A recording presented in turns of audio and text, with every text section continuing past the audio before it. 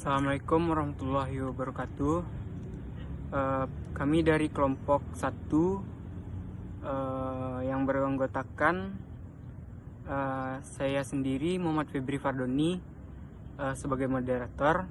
Selanjutnya Diah Maharani, Hana Fitrisna, dan Stella Panisia.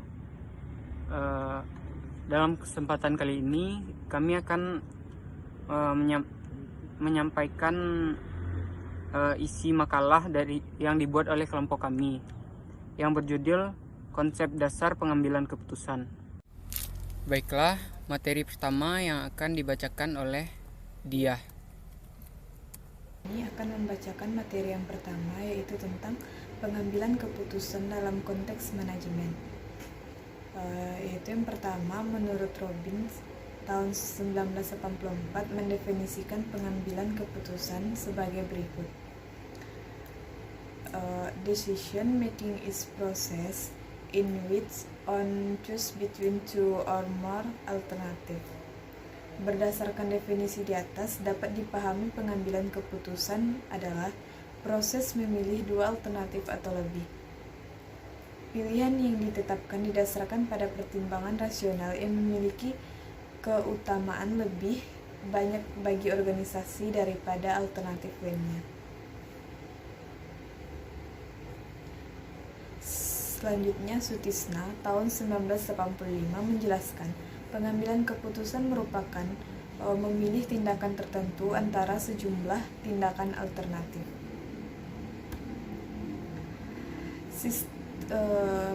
Sistem pengambilan keputusan menyediakan alternatif bukanlah suatu tindakan yang mudah. Umumnya, manajer yang akan mengambil suatu keputusan selalu berpaling kepada pengalamannya, yang menyediakan tindakan alternatif dari pengalamannya masa lampau. Langkah seperti ini kurang bijaksana mengingat pesatnya kemajuan ekonomi, ilmu pengetahuan dan teknologi, sehingga pengalaman masa lampau belum tentu selalu akan berhasil.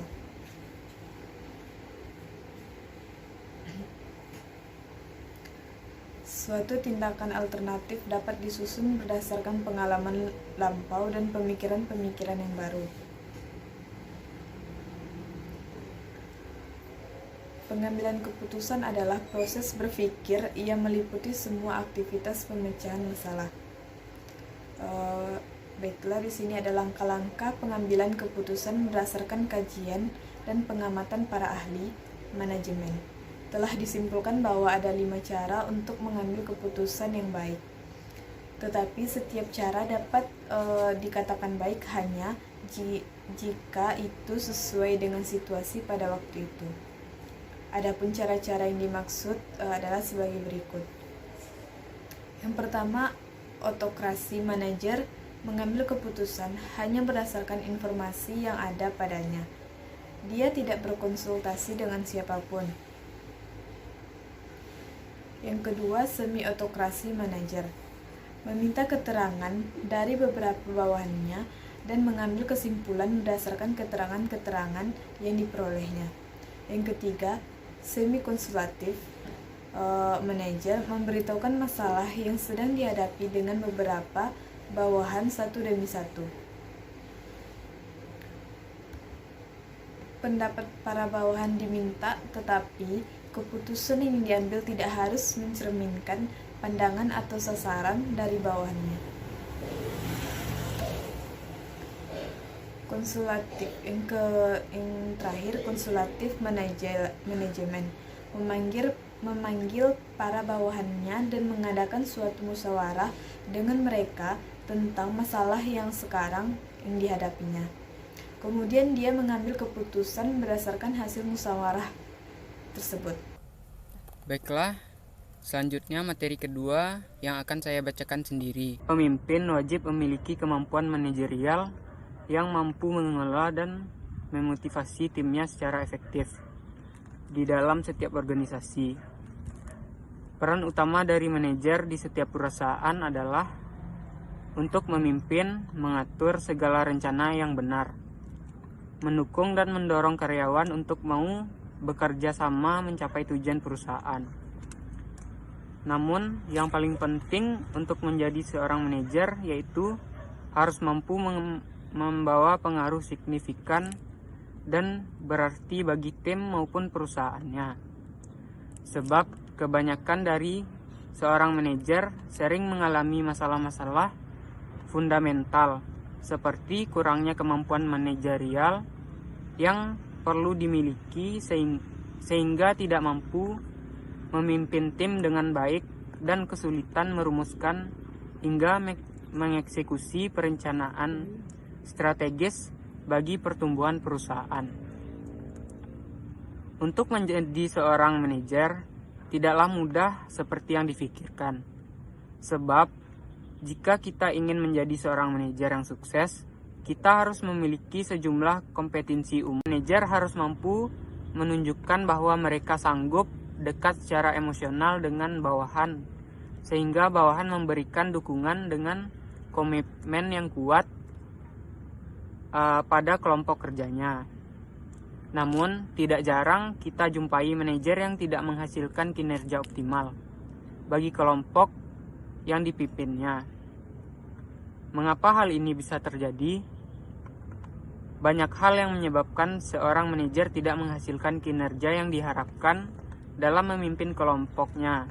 Di antaranya yaitu kurangnya kemampuan manajerial dalam memahami kinerja yang diharapkan dari posisinya sebagai seorang pemimpin. Yang kedua, kurang memahami peran manajerial yang disandangnya. Yang ketiga, tidak mempunyai kemampuan manajerial yang diperlukan untuk menghasilkan kinerja manajerial yang ditargetkan. Baiklah, selanjutnya kemampuan-kemampuan yang penting bagi seorang manajer. Yang pertama, memiliki jiwa kepemimpinan. Yang kedua, mampu berkomunikasi dengan baik. Yang ketiga, kemampuan manajerial sumber daya manusia. Yang keempat, mampu mengelola keuangan dengan baik. Baiklah, sekian presentasi dari saya. Sukses, kita harus memiliki sejumlah kompetensi umum dan khusus.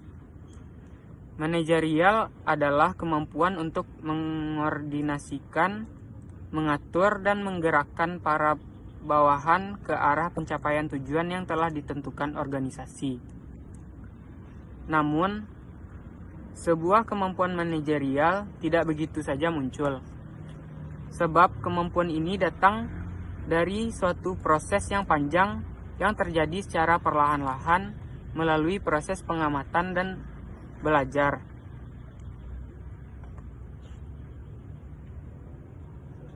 Dapat dilihat bukti dari kemampuan manajerial adalah sejauh mana kelompok kerja yang dipimpin mampu bekerja secara optimal. Maka dalam hal ini, seorang manajer harus mampu menunjukkan bahwa mereka sanggup dekat secara emosional dengan bawahan, sehingga bawahan memberikan dukungan dengan komitmen yang kuat pada kelompok kerjanya. Namun, tidak jarang kita jumpai manajer yang tidak menghasilkan kinerja optimal bagi kelompok yang dipimpinnya. Mengapa hal ini bisa terjadi? Banyak hal yang menyebabkan seorang manajer tidak menghasilkan kinerja yang diharapkan. Materi ketiga yang akan dibacakan oleh Ella. Assalamualaikum warahmatullahi wabarakatuh. Saya Stella Panisa, NIM 19002143, akan menyampaikan materi yang ketiga, yaitu tentang pengertian keputusan dan pembuatan keputusan. Yang pertama yaitu pengertian keputusan. Keputusan yaitu berarti sebuah pilihan. Pilihan yang dimaksud di sini adalah pilihan dari dua atau lebih kemungkinan, atau dapat dikatakan sebagai keputusan yang dicapai setelah dilakukannya pertimbangan dengan memilih satu kemungkinan pilihan. Yang kedua yaitu pembuatan keputusan. Pembuatan keputusan adalah perumusan pikiran, gagasan, aspirasi, dan kebutuhan yang disusun secara sistematik, rasional, yang dapat dijadikan pegangan atau pedoman bagi organisasi dan para anggotanya dalam melakukan kegiatan-kegiatannya. Kegiatan pembuatan keputusan ini memegang peranan penting, terutama pada saat manajer menjalankan fungsi perencanaan. Perencanaan melibatkan keputusan yang sangat penting dan jangka panjang yang dapat dibuat oleh manajer. Kualitas keputusan manajer akan menentukan keefektifan rencana yang disusun. Berikut adalah keterampilan dalam pembuatan keputusan. Tuntunan kualitas manajemen yang mendorong untuk mengembangkan kualitas organisasi dan manajemen dalam peran pemimpin dalam proses tersebut. Karena itu, keterampilan yang diperlukan oleh pembuat keputusan adalah sebagai berikut. Yang pertama, keterampilan kognitif, yaitu keterampilan dalam mengidentifikasi masalah, mengidentifikasi berbagai alternatif solusi, keterampilan memutuskan dengan cepat dan tepat, keterampilan analisis, keterampilan antisipatif, dan keterampilan berpikir kreatif, terutama dalam mengidentifikasi berbagai alternatif solusi. Yang kedua yaitu keterampilan menghimpun dan mengelola data, yaitu keterampilan mengembangkan sistem informasi, keterampilan retrieval data, dan keterampilan seleksi dan utilisasi data untuk mendukung pembuatan keputusan.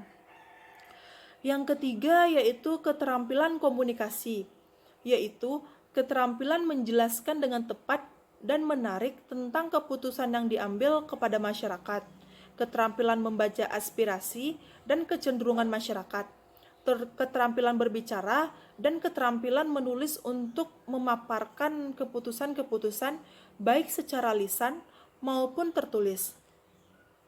Yang keempat yaitu keterampilan mempengaruhi, yaitu keterampilan untuk menjual keputusan kepada masyarakat dan anggota dengan meyakinkan sehingga terjadi perubahan untuk mendukung dan ikut melaksanakan keputusan yang telah diambil, seperti keterampilan untuk bersosialisasi, bergaul, dan mendekati orang lain.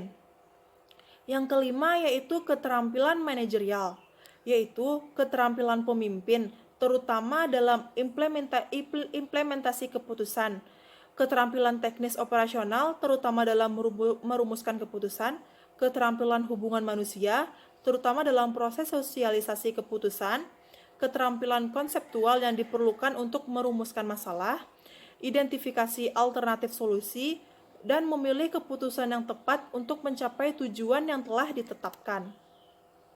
Yang akan dibacakan oleh Hana.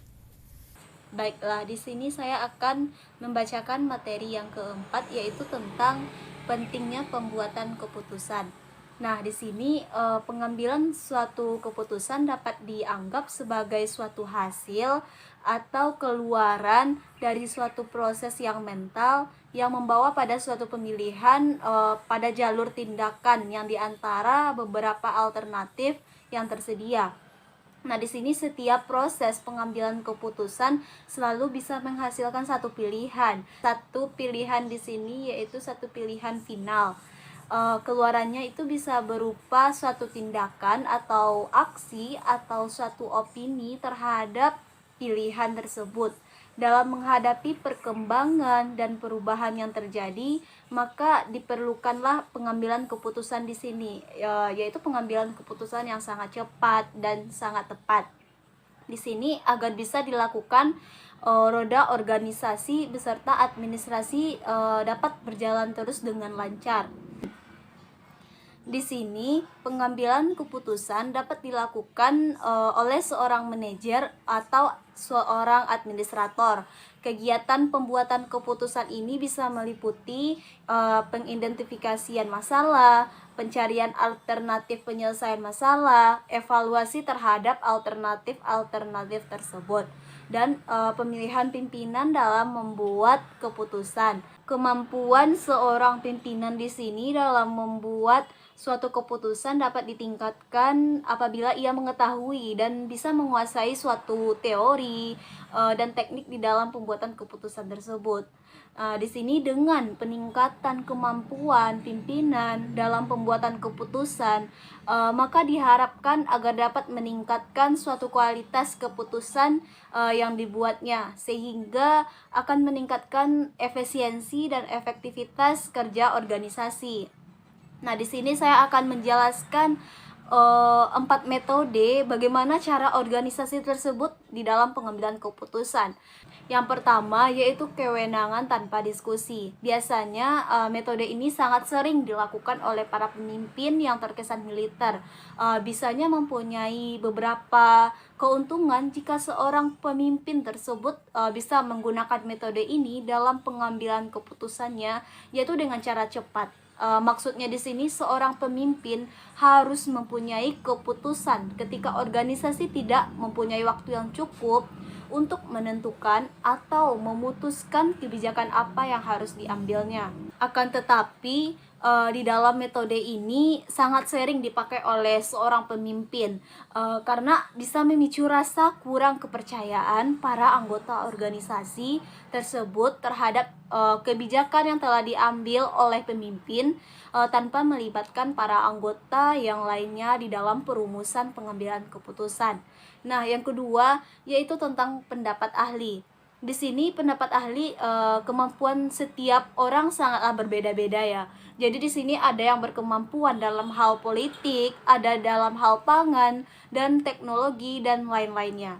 Nah, di sini sangat beruntung jika dalam sebuah organisasi terdapat orang ahli yang kebetulan hal tersebut sedang dalam proses untuk diambil suatu keputusan. Maka pendapat seorang ahli yang berkompeten di dalam bidangnya tersebut juga sangat membantu untuk pengambilan keputusan di dalam organisasi.